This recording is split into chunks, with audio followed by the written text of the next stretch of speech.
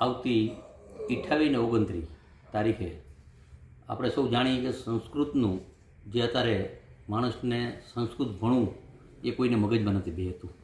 ઘણી બધી સંસ્થામાં આપણે સંસ્કૃત ભણાવતા હોઈએ, પણ આપણે નસીબદારી મોરબીમાં કે આપણે બાયપાસ પાસે મચ્છુ તણ પાસે ટીડી પટેલનું જે સંકુલ છે એમાં આવતી 28 ને 29 તારીખે આખા પ્રાંતનો લગભગ આશરે 500 આપણા બધાએ મહાનુભવો, એવા મહાનુભવો તજજ્ઞો કે કાંઈક એના પાસેથી જાણવા મળે એવા મોરબીમાં આખા ભારતમાં ઘણા બધા કેમ્પ થયા છે, પણ સૌરાષ્ટ્રમાં આ બીજો કેમ્પ છે.